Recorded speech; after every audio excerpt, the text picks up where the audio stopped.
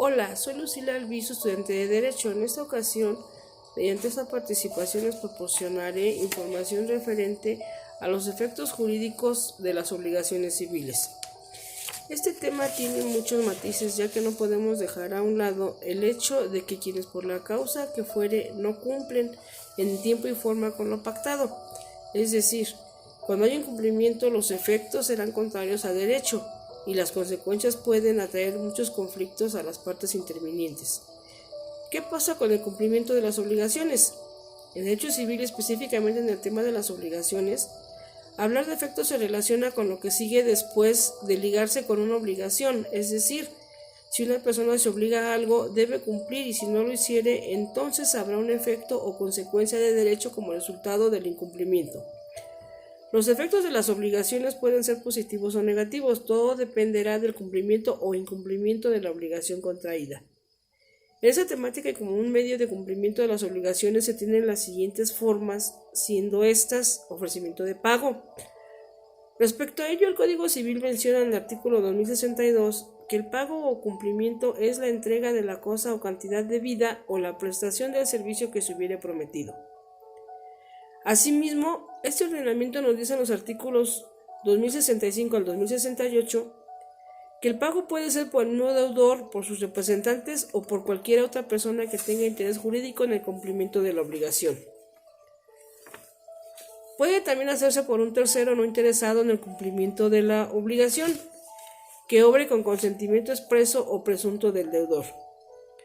Hacerse igualmente por un tercero ignorándolo el deudor o por último hacerse contra la voluntad del deudor. La principal forma de cumplir con una obligación es pagándola. El pago produce un efecto en la obligación que consiste en terminarla. La obligación se extingue cuando se paga lo pactado.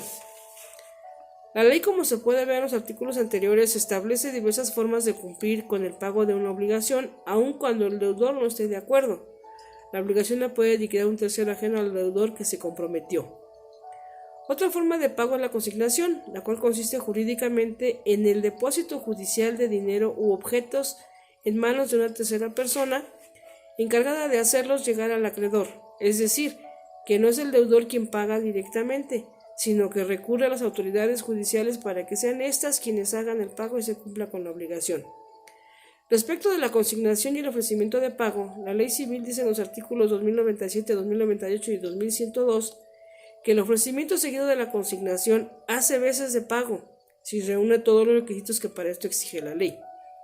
Que si el acreedor rehusare sin justa causa recibir la prestación debida o dar el documento justificativo de pago, o si fuere persona incierta o incapaz de recibir, podrá el deudor liberarse de la obligación haciendo consignación de la cosa y que aprobada la consignación por el juez, la obligación queda extinguida con todos sus efectos.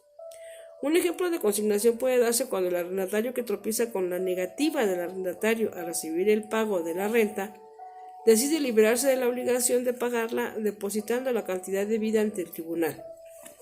¿Y qué pasa cuando no se cumplen con las obligaciones contraídas? Al respecto, el Código Civil de la Federación menciona en su artículo 2080 que si no se ha fijado el tiempo en que deba hacerse el pago y se trata de obligaciones de dar, no podrá el acreedor exigirlo, sino después de los 30 días siguientes a la interpelación que se haga, ya judicialmente, ya no extrajudicial, ante un notario o ante dos testigos. Tratándose de obligaciones de hacer, el pago debe efectuarse cuando lo exija el acreedor, siempre que haya transcurrido el tiempo necesario para el cumplimiento de la obligación. En este sentido, el artículo 2104 refiere que el que estuviere obligado a prestar un hecho y dejare de prestarlo o no, lo prestará conforme a lo convenido, será responsable de los daños y perjuicios en los términos siguientes. Si la obligación fuera a plazo, comenzará la responsabilidad desde el vencimiento de éste. Si la obligación no dependiera del plazo cierto, se observará lo dispuesto en la parte final del artículo 2080. El artículo 2107 puntualiza que la responsabilidad de que se trata en este título, además de importar la devolución de la cosa, o su precio, o la de ambos, en su caso, importará la reparación de los daños y la indemnización de los perjuicios. Si el acreedor se viera afectado por el incumplimiento del deudor, perdiendo parte de su patrimonio o bien en peligro de perder dinero como consecuencia, nacerá otra responsabilidad del deudor consistente en reparar las pérdidas subsecuentes, además de cumplir con su obligación original pactada. Pasemos ahora al tema de la evicción y saneamiento de la deuda. Al respecto, el Código Civil de la Federación menciona en el artículo 2119 que habrá evicción cuando el que adquirió alguna cosa fuere privado del todo o parte de ella por sentencia que cause ejecutoria debido a algún derecho anterior a la adquisición. Por lo anterior se entiende que la evicción es una figura jurídica que protege el derecho de propiedad de las personas y la ley establece con relación a la responsabilidad de quienes transmiten la propiedad de un bien que no les pertenece a otra persona ajena de su dueño lo siguiente: todo el que enajena está obligado a responder de la evicción, aunque nada se haya expresado en el contrato. Referente al saneamiento también es una figura protectora, al igual que la evicción, pero ampara al adquiriente que tuvo que devolver el bien por causa de evicción. Por último, trataremos lo referente a los actos celebrados en fraude de los acreedores y la simulación de actos jurídicos.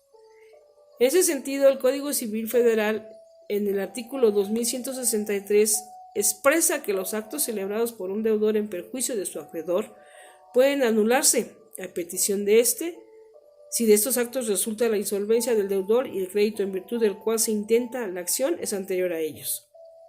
Por lo que se refiere a la simulación de actos jurídicos, entendiendo que simular significa representar o hacer creer algo que no es verdad, desde el punto de vista del derecho, la simulación se refiere a que determinados actos jurídicos pueden ser simulados en todo o en parte. Cuando un acto jurídico es irreal, es decir, nunca existió, recibe el nombre de simulación absoluta. El acto que se realiza de una manera aparentemente falsa pero que esconde una verdad se llama simulación relativa. Esto está consignado en los artículos 2180 y 2181 que nos mencionan que es simulado el acto en que las partes declaran o confiesan falsamente lo que en realidad no ha pasado o no se ha convenido entre ellas, y la simulación es absoluta cuando el acto simulado nada tiene de real, y es relativa cuando a un acto jurídico se le da una falsa apariencia que oculta su verdadero carácter.